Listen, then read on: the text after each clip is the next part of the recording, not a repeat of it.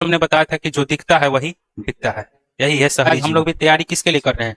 अस्थाई नौकरी के लिए, कि भाई जीवन में वो जो पुराने लेबर मजदूर है थे ना, उनके तरह हमारा जीवन न बन जाए, कि भाई साल भर का भी काम हमारे पास ना हो। हम चाहते हैं कि साल भर का काम हमारे पास हो। अब यहीं पर देखो क्या फायदे होते हैं अस्थाई नौकरी के। तो सबसे पहला फायदा है कि बुढ़ापे के लिए कुछ उनके पास बचत यानी सेविंग हो जाती है, उनके पास कुछ छुट्टियां मिल जाती हैं, उसके बाद से परिवार के लिए चिकित्सा की भी सुविधा मिल जाती है। कुछ ऐसे ही आपको अन्य भी सुविधाएं आपको देखने को मिल जाती हैं, था कि देखो अगर एक तरफ रोजगार का सृजन बंद होता है तो दूसरी तरफ से रोजगार का सृजन निकलता है। ये हमेशा हुआ है। जैसे देखो आज से 10-15 साल पहले एआई टेक्नोलॉजी बोल के कुछ नहीं था, आर्टिफिशियल इंटेलिजेंस नहीं था, तो उस समय उसका रोजगार नहीं था। लेकिन आज आर्टिफिशियल इंटेलिजेंस में इतना सारा स्कोप है, इतना सारा स्कोप है, कंपनियां बल्कि विदेशी कंपनियां भी अपने कॉल सेंटर खोलती हैं। अगर आप विदेशी कंपनियों के आकर्षक का कारण क्या है? तो यहाँ पर अंग्रेजी बोलने वाले लोग आसानी से मिल जाते हैं और कम वेतन पर मिल जाते हैं। सबसे बड़ा चीज ये सब ना मेंस की परीक्षा के लिए जरूरी है, कम पैसा में परीक्षा के लिए उतना ज्यादा जरूरी नहीं है, ये मेंस के लिए बहुत ज्यादा जरूरी है। अगर मेंस लिख रहे हो तो हर एक मुद्दे को समझना होगा, बारीकियों से समझना होगा, जो जो की पॉइंट निकलेंगे उसको लिखना होगा, तो उसके लिए ये जरूरी है। अभी आपके पीटी तो कम से कम निकले, फिर तो मेंस के बारे में हम लोग सोचेंगे। शहरी क्षेत्र में आजीविका, पिछले अध्याय में हम लोग ग्रामीण क्षेत्र की आजीविका के बारे में पढ़ा था, और आज हम लोग देखने वाले हैं शहरी क्षेत्र की आजीविका। तो पीछे भी हमने बता रखा था कि देखिए भाई, यहाँ पर आप शहर में जब जाते हैं तो आपको तरह तरह की चीजें दिखाई देती हैं। जैसे यहाँ पर आपको चित्र के माध्यम से दिखाने का प्रयास किया गया है कि यहाँ पर स्कूल आपको दिखाई दे रहा है, कुछ इंडस्ट्रियां यहाँ पर दिखाई दे रही है, यहाँ पर ढाबा या रेस्टोरेंट आपको दिखाई दे रहा है। इसी तरीके से आप वहाँ पर मोबाइल टावर को देख सकते हैं। साथ ही साथ कुछ बच्चे हैं यहाँ पर मार्केट में आपको दिखाई दे रहे हैं, बेचने वाले जो हैं तरह तरह के सामान को बेच रहे हैं। यहाँ पर आप देख सकते हैं खाने पीने की सामानें बिक रही हैं, यहाँ पर ठेले पर सामान बिक रही है, यहाँ पर लोग यातायात के माध्यम से एक जगह से दूसरी जगह जा रहे हैं। तो तमाम चीजें हमको देखने में आ रही हैं। तो ये शहरी जीवन के ये, और यहाँ पर आप देख सकते हैं साइड में के बैंक भी है, बस स्टॉप भी है, तरह तरह की चीजें हमको यहाँ पर देखने को मिल जाती हैं। इसी तरीका से जब हम आगे चलें तो हमको यहाँ पर कुछ इस अध्याय में ये कहने का प्रयास किया जा रहा है कि सड़कों पर काम करना। यह वह शहर है जिसमें मेरी मौसेरी बहन रहती है। मैं यहाँ गिनी चुनी बार ही आई हूँ। यह बहुत बड़ा शहर है। एक बार मैं यहाँ आई तो मेरी मौसेरी बहन मुझे घुमाने के लिए ले गई थी। हम तड़के ही घर से निकल गई थी। जैसे ही हम मुख्य सड़क की तरफ मुड़े, हमने देखा कि वहाँ काफी चहल पहल थी। सब्जी बेचने वाली अपनी रेहड़ी पर टमाटर, गाजर व खीरे को सजाने में व्यस्त थी, ताकि लोग देख सके कि उसके पास बेचने के लिए क्या क्या है। और कल भी हमने बताया था कि जो दिखता है वही बिकता है। यही है शहरी जीवन। उसकी बगल में फुटपाथ पर एक फुलवाली बैठी थी। वह सुंदर, रंगीन व तरह तरह के फूल बेच रही थी। हमने उससे लाल और पीला गुलाब खरीदा। सड़क के दूसरी तरफ पटरी पर एक व्यक्ति अखबार बेच रहा था, और वह चारों ओर से लोगों से घिरा हुआ था। हर कोई अखबार को पढ़ना चाहता था। वहां से बसें जोर जोर से हॉर्न बजाती हुई गुजर रही थी। ऑटो रिक्शा स्कूल के बच्चों से ठसाठस भरे हुए थे। पास के पेड़ के नीचे एक मोची छोटे से टीन के बक्से से अपना सामान निकाल रहा था। वही सड़क के किनारे नाई अपना काम शुरू कर चुका था। उसके पास एक ग्राहक पहले से ही था जो सुबह सुबह दाढ़ी बनवाना चाहता था। सड़क से थोड़ी दूर जाकर एक औरत ठेला गाड़ी में प्लास्टिक की बोतलें, डिब्बे, बालों की पिन व चिमटी ले जा रही थी। वहीं पर एक दूसरा व्यक्ति घर घर बेचने के लिए साइकिल पर सब्जियां ले जा रहा था। हम उस जगह पर आ गई जहां रिक्शे वाले एक कतार में खड़े होकर ग्राहक का इंतजार कर रहे थे। हमने एक को बाजार जाने के लिए तय किया। बाजार वहां से 2 किलोमीटर पर था। अब आप देख सकते हैं कि यह है हमारा शहरी जीवन। इसमें हमें तरह तरह की चीजें के बारे में बताया जा रहा है। अब यहीं पर आप यदि आएंगे तो आपको साइड में दिखाई दे रहा है एक कहानी यहाँ पर रिक्शे वाले की, जिसका नाम है बच्चू मांझी। ये अपना कुछ कहानी बता रहा है कि मैं बिहार के एक गांव से आया हूं, जहां मैं मिस्त्री का काम करता था। मेरी बीवी और 3 बच्चे गांव में ही रहते हैं। हमारे पास जमीन नहीं है। गांव में मिस्त्रीगिरी का काम लगातार नहीं मिलता है। जो कमाई होती थी वह परिवार के लिए पूरी नहीं पड़ती थी। जब मैं शहर पहुंचा तो मैंने यह पुराना रिक्शा खरीदा और इसका पैसा किस्तों में चुकाया। यह काफी साल पहले की बात है। रोज सुबह बस स्टॉप पर पहुंच जाता हूं और ग्राहक जहां भी जाना चाहे उन्हें वहां छोड़ देता हूं। फिर रात को 8-9 बजे तक रिक्शा चलाता हूं। मैं शहर की एक कॉलोनी में आसपास करीब 6 किलोमीटर तक रिक्शा चलाता हूं। दूरी के हिसाब से हर ग्राहक मुझे 10 से 30 रुपए तक दे देता है। जब तबीयत खराब हो जाती है तब मैं यह काम नहीं कर पाता। उस दिन कमाई बिल्कुल नहीं हो पाती। मैं अपने दोस्तों के साथ किराए के कमरे में रहता हूँ। वे सब पास की फैक्ट्री में काम करते हैं और रोज जो है 200 से 300 रुपए तक मेरी सैलरी यानी कि कमाई हो जाती है, जिसमें से 100 से 150 रुपए खाने और किराए पर खर्च हो जाते हैं, और बाकी जो है वो बचा लेता है, और बाकी मैं परिवार के लिए बचा लेता हूँ। साल में 2-3 बार मैं अपने परिवार से मिलने गांव जाता हूं, जो पैसा शहर से भेजता हूं मेरा परिवार उसी पर जीता है। कभी कभार मेरी बीवी खेतों में मजदूरी करके थोड़ा बहुत कमा लेती है। और इस तरीका से आप एक ग्रामीण परिवेश और शहरी परिवेश का मेल जोल को भी आप देख रहे हैं कि एक व्यक्ति मजबूरी में शहर की तरफ आ रहा है और अपना काम चलाते हुए भी, और इसका दयनीय जीवन है, कोई मतलब उतना समृद्धशाली जीवन तो आप नहीं कह सकते हैं। कि बेचारा कह रहा है कि हम ज्यादा हम 200 से 300 रुपया ही कमा पाते हैं, जिसमें से 150 रुपया और 100 रुपया 150 रुपया के आसपास तो खर्चा ही हो जाता है, तो बचता कितना है। आप वो जो बचा हुआ पैसा उससे भेज रहा है, गाँव गाँव में उसके बाल बच्चे होंगे, परिवार होगा, उस सबको देखना है। तो काफी इनकी भी दयनीय स्थिति है। बच्चू मांझी की तरह ही शहर में कई सारे लोग सड़कों पर काम करते हैं। वे चीजें बेचते हैं, उनकी मरम्मत करते हैं या कोई सेवा देते हैं। वे स्वरोजगार में लगे हैं, उनको कोई दूसरा व्यक्ति रोजगार नहीं है। उनको आप देखिए यहाँ पर उनको कोई दूसरा व्यक्ति रोजगार नहीं देता है, इसीलिए उन्हें अपना काम खुद ही संभालना पड़ता है। वे खुद योजना बनाते हैं कि कितना माल खरीदे और कहाँ और वह कैसे अपनी दुकान लगाएं। उनकी दुकानें अस्थायी होती है, कभी कभी तो टूटे फूटे गत्ते के डिब्बों या बक्सों पर कागज फैलाकर दुकान बन जाती है, या खंभों पर तिरपाल या प्लास्टिक चढ़ा लेते हैं। वे अपने ठेले या सड़क की पटरी पर प्लास्टिक बिछाकर भी काम चलाते हैं। उनको पुलिस कभी भी अपनी दुकान हटाने के लिए कह देती है। उनके पास कोई सुरक्षा नहीं होती। कई ऐसी भी जगहें हैं जहां ठेले वाले को घुसने ही नहीं दिया जाता। ठेले वाले जो चीजें बेचते हैं वे अक्सर घर पर उनके परिवार वाले बनाते हैं। परिवार वाले चीजों को खरीद कर, साफ करके, छांट करके बेचने के लिए तैयार करते हैं। उदाहरण के लिए जो सड़कों पर खाना या नाश्ता बेचते हैं, आप उनको ही देख लीजिए। वह ज्यादातर क्या है, घर पर ही बनाया जाता है। मेन मटेरियल घर पर बनाएगा, अब कुछ जो चीजें होती हैं वो जाके वहीं पर ठेला में बनाएगा, साथ ही साथ बेचते चला जाएगा। ठीक है। अब यहाँ पर ही आप देखिए एक शहर के बारे में बताया जा रहा है कि अहमदाबाद एक शहर के एक सर्वेक्षण में पाया गया कि काम करने वालों में से 22% लोग सड़कों पर काम कर रहे थे। 12%। हमारे देश के शहरी इलाकों में लगभग 1 करोड़ लोग फुटपाथ और ठेलों पर सामान बेचते हैं। अभी हाल फिलहाल तक गलियों और फुटपाथ पर इस काम को यातायात और पैदल चलाने वाले लोगों के लिए एक रुकावट की तरह देखा जाता है, लेकिन कई संस्थाओं के प्रयास से अब इसको सभी के लिए उपयोगी और आजीविका कमाने के अधिकार के रूप में देखा जा रहा है। सरकार भी उस कानून को बदलने पर विचार कर रही है जिससे उन पर प्रतिबंध लगा हुआ था। कानून में बदलाव आने से उनके पास काम करने की जगह होती है और यातायात एवं लोगों का आवागमन भी सहज रूप से हो पाता है। ऐसा सुझाव है कि शहरों में कुछ इलाके फुटपाथ और ठेलों पर सामान बेचने वालों के लिए तय कर दिए जाए। यह भी सुझाव है कि उन्हें खुले रूप से आने जाने की अनुमति हो और वे लोग उन समितियों में रखे जाएं जो इन मुद्दों पर निर्णय ले। माने इनके बारे में भी कुछ प्रयास किया जा रहा है। अब देखो यहाँ पर है भाई बाजार में, जब हम बाजार पहुंची तो दुकानें अभी खुलनी शुरू हुई थी, लेकिन त्योहार के कारण वहां बहुत भीड़ हो चुकी थी।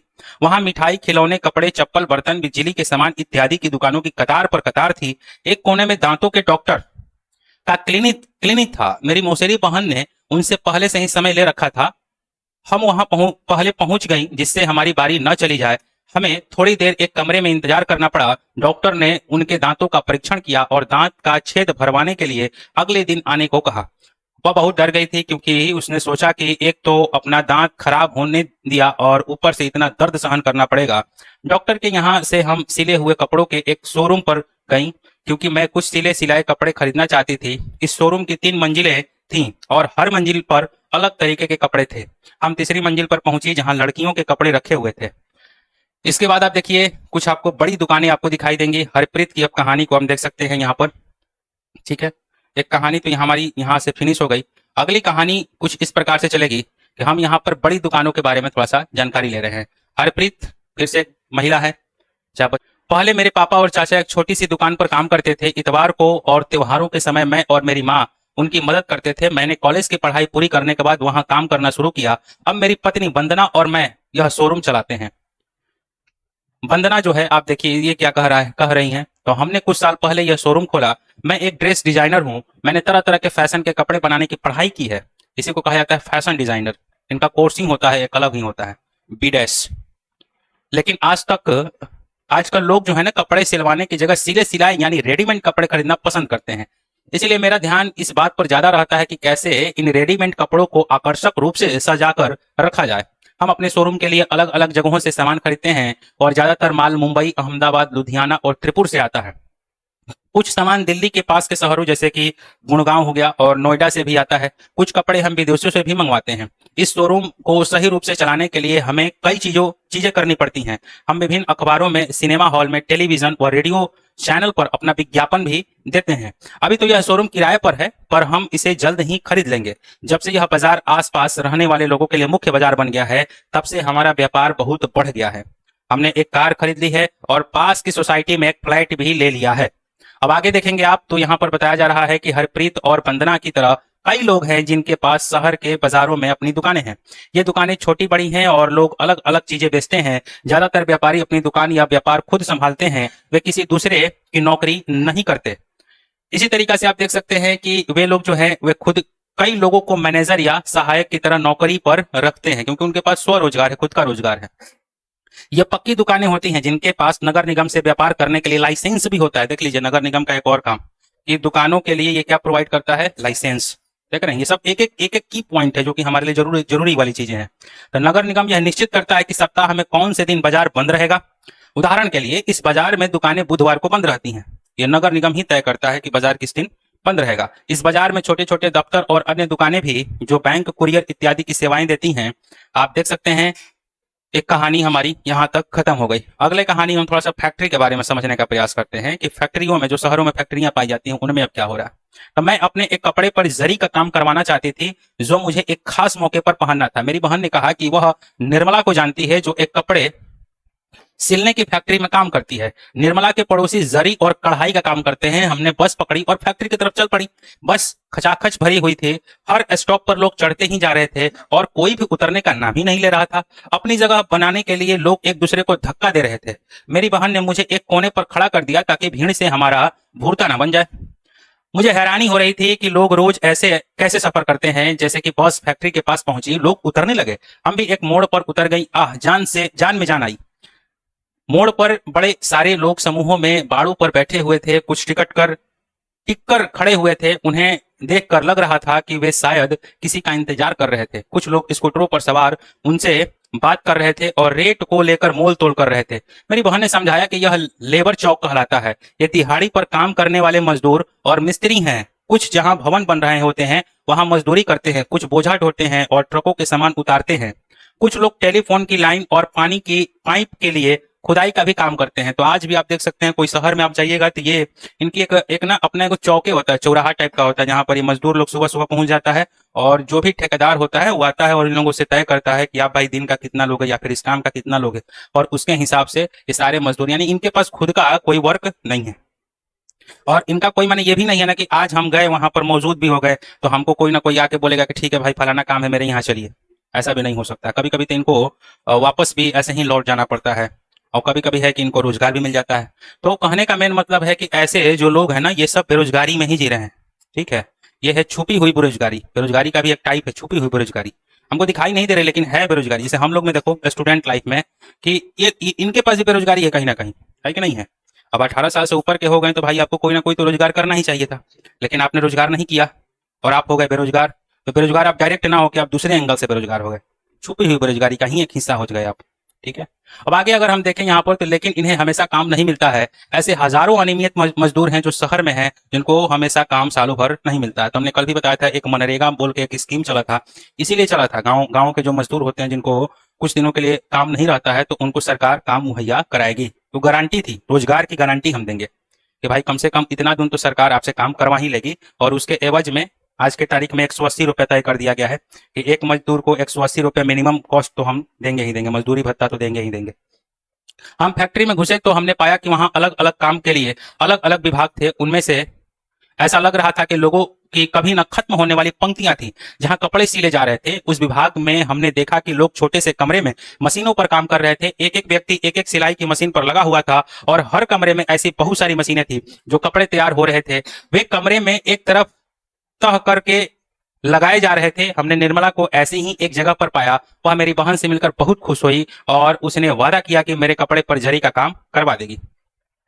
इसी तरीके से आप आगे देख सकते हैं, कुछ यहाँ पर आपको महिलाएं दिखाई दे रही हैं मशीनों पर काम करते हुए।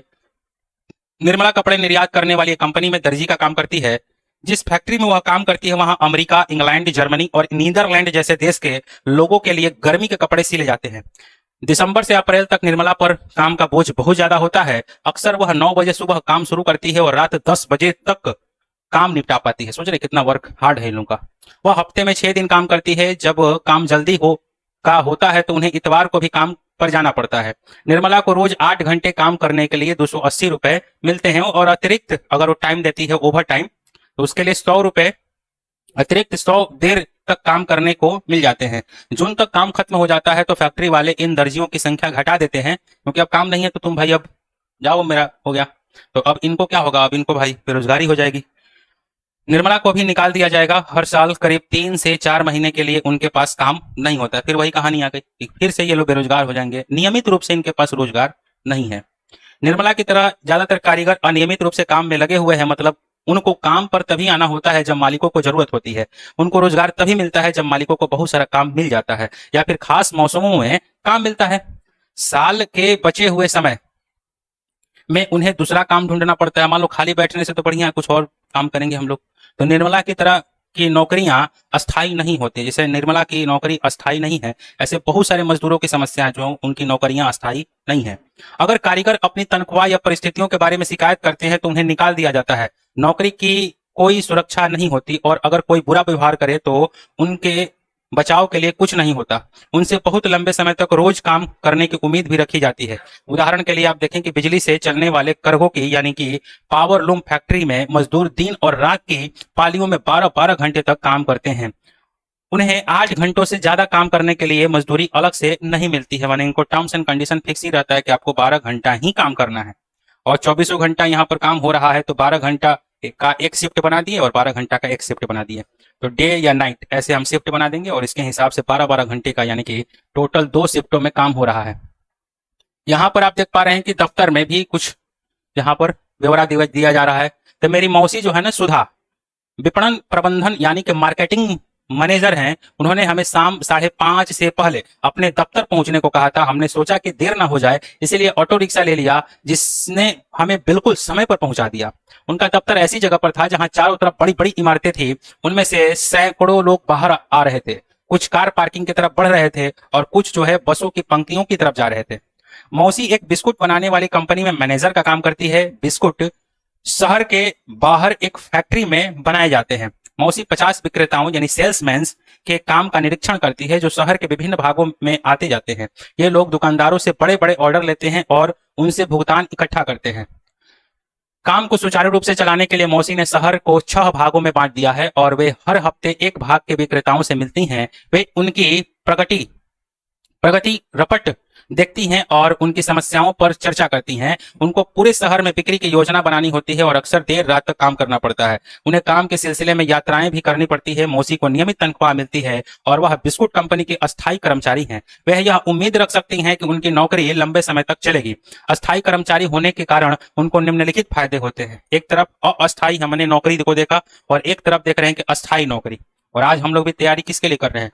अस्थायी नौकरी के लिए, कि भाई जीवन में वो जो पुराने लेबर मजदूर थे ना, उनके तरह हमारा जीवन न बन जाए कि भाई साल भर का भी काम हमारे पास ना हो। हम चाहते हैं कि साल भर का काम हमारे पास हो। अब यहीं पर देखो क्या फायदे होते हैं अस्थायी नौकरी के। तो सबसे पहला फायदा है कि बुढ़ापे के लिए कुछ उनके पास बचत यानी सेविंग हो जाती है। उनके पास कुछ छुट्टियां मिल जाती हैं। उसके बाद से परिवार के लिए चिकित्सा की भी सुविधा मिल जाती है। कुछ ऐसे ही आपको अन्य भी सुविधाएं आपको देखने को मिल जाती हैं जिनके पास अस्थायी नौकरी है। अब इन्हीं में से कुछ कहानियां हैं, हम थोड़ा सा पढ़ लेते हैं। अब बुढ़ापे के लिए बचत कैसे हो जाता है? तो उनके तनख्वाह का एक भाग भविष्य निधि में सरकार के पास डाल दिया जाता है। इस बचत पर ब्याज भी मिलता है। नौकरी से जब आप सेवानिवृत्त यानी रिटायर हो जाएंगे तो आपको यह पैसा मिल जाता है। छुट्टियां कैसे मिलती हैं? तो इतवार और राष्ट्रीय त्योहारों के लिए यहाँ पर छुट्टी भी मिलती है। उनको वार्षिक छुट्टी के रूप में भी कुछ दिन मिल ही जाते हैं। माने एक तो इतवार हर एक संडे का संडे छुट्टी होगा और जितनी भी राष्ट्रीय छुट्टियां होती हैं उसमें भी इनको छुट्टी मिलेगी और साथ ही साथ इनको कुछ और अतिरिक्त दिन के भी छुट्टियां मिल जाती हैं। साल में कोई कोई डिपार्टमेंट होता है कि आपको 15 दिन का छुट्टी देता है, कोई 1 महीने का छुट्टी देता है, ऐसे करके। तो जैसा डिपार्टमेंट वैसी छुट्टियों की संख्या आपके पास होती है। तो परिवार के लिए चिकित्सा की सुविधाएं, कंपनी एक सीमा तक कर्मचारी और उनके परिवारजनों के इलाज पर खर्चा उठाती है। अगर तबीयत खराब हो जाए तो कर्मचारी को बीमारी के दौरान छुट्टी मिलती है।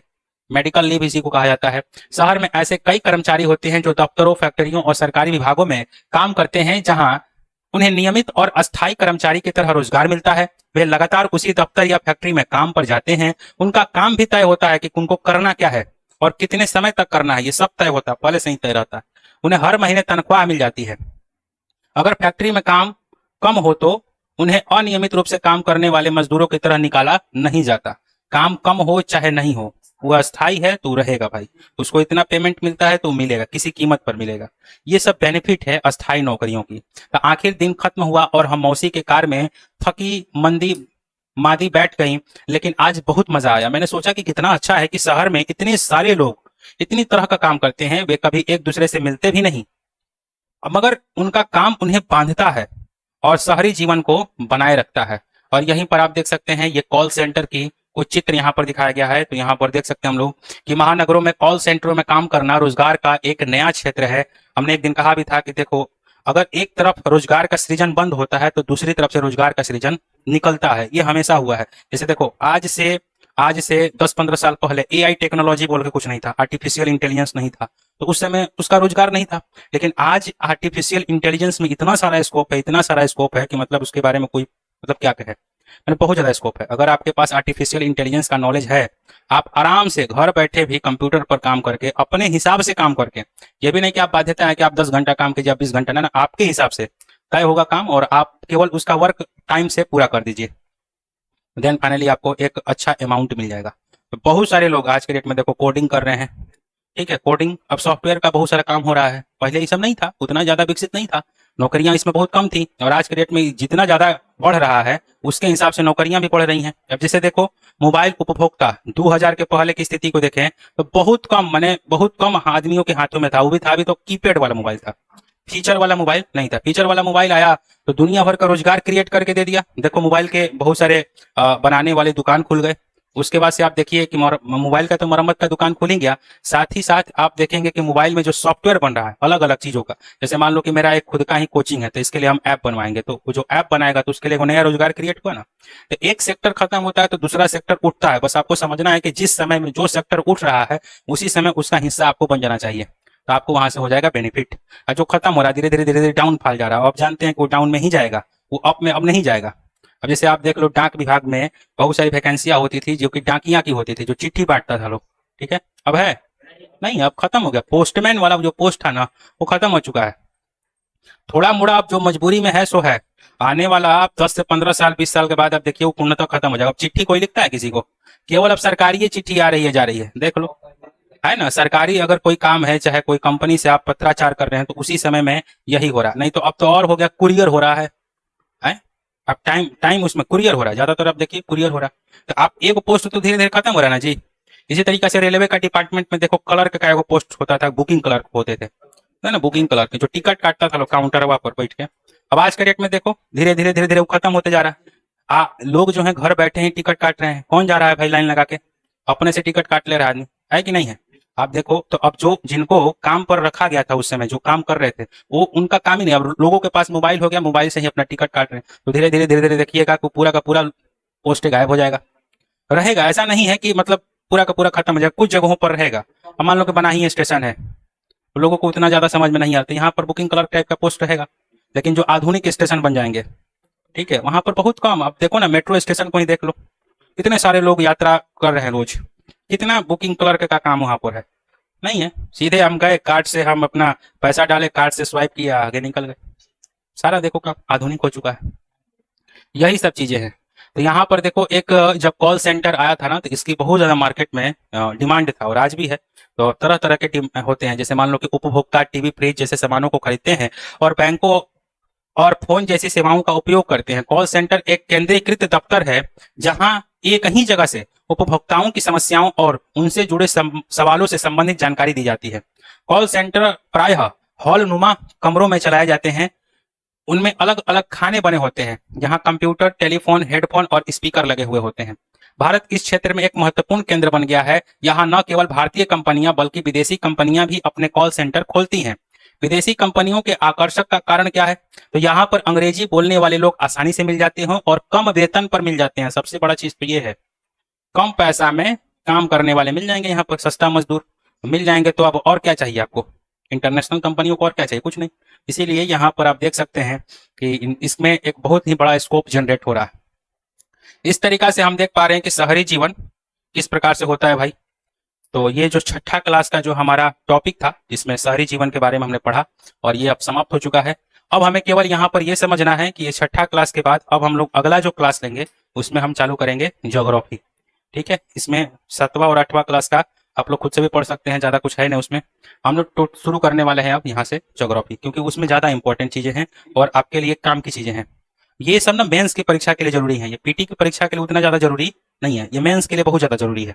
अगर मेंस लिख रहे हो तो हर एक मुद्दे को समझना होगा, बारीकियों से समझना होगा, जो जो की पॉइंट निकलेंगे उसको लिखना होगा। तो उसके लिए ये जरूरी है। अभी आपके पीटी तो कम से कम निकले, फिर तो मेंस के बारे में हम लोग सोचेंगे, पीटी तो निकले।